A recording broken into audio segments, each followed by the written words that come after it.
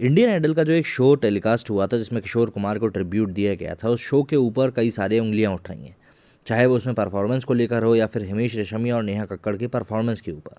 पर लोग उसको लगातार लगातार क्रिटिसाइज़ भी कर रहे हैं और उसको ट्रोल भी कर रहे हैं कि आखिर आप इतना घटिया शो कैसे बना सकते हो। इस बात को और ज़्यादा तुल तब मिल गया जब अमित कुमार, जो कि किशोर कुमार के बेटे हैं, उन्होंने उस शो के बारे में कुछ बातें कहीं। उन्होंने इसी तरह से कह दिया कि भाई मुझे तो किसी सबकी ही तारीफ़ करने के लिए बोल दिया गया था, एक स्क्रिप्ट तरीके से ये चलता है। और वही बातें जो कि लोग सोचते हैं रियलिटी शोज़ के बारे में, उन्होंने उसी बातों को सबको सच करार दे दिया। Reality show Indian idol in दोनों अपने एक एपिसोड के कारण बहुत चर्चा में है। पिछले हफ्ते गायक और एक्टर किशोर कुमार के लिए एक खास एपिसोड रखा गया था जिसमें उनके बेटे अमित कुमार बतौर गेस्ट शामिल हुए थे। इस एपिसोड में सारे कंटेस्टेंट ने किशोर कुमार के गाने गाए थे। एपिसोड टेलीकास्ट होने के बाद अमित ने इस पर अपनी नाराज़गी जताई और कहा कि उन्हें पहले से ही कंटेस्टेंट की तारीफ करने के लिए कहा था। अब इस पर शो के होस्ट और सिंगर आदित्य नारायण ने अपनी प्रतिक्रिया दी है।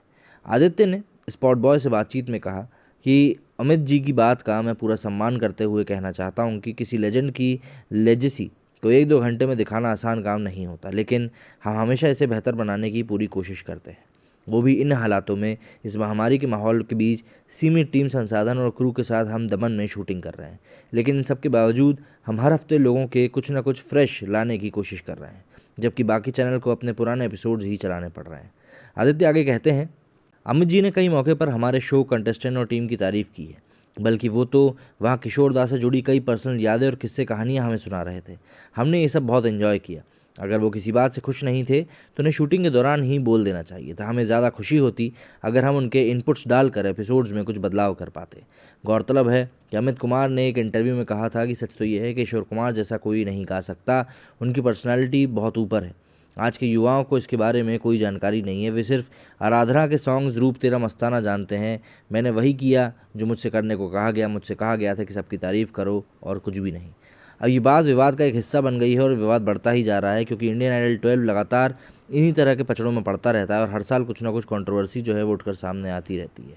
अब अगर हर साल इस तरह की कंट्रोवर्सी सामने नहीं आएगी तो जाहिर सी बात है रियलिटी शो की टीआरपी के ऊपर एक बहुत बड़ा असर पड़ता है, क्योंकि रियलिटी शो की अगर हम टीआरपी की बात करें तो उसमें कंट्रोवर्सीज़ एक बहुत बड़ा हिस्सा होती हैं, जो कि अगर इन शो से ना जुड़ें तो कई बार शोज़ सक्सेसफुल ही नहीं हो पाते। ऐसा कई सारे रियलिटी शोज़ के साथ देखा जा चुका है और इसीलिए इंडियन आइडल 12 भी ऐसे महामारी के समय में जो कि रन कर पा रहा है, यही बहुत बड़ी बात है। और उसी चीज़ को ध्यान में रखते हुए वो लोग भी अब एक नई कंट्रोवर्सी अपने शो के साथ जोड़ रहे हैं।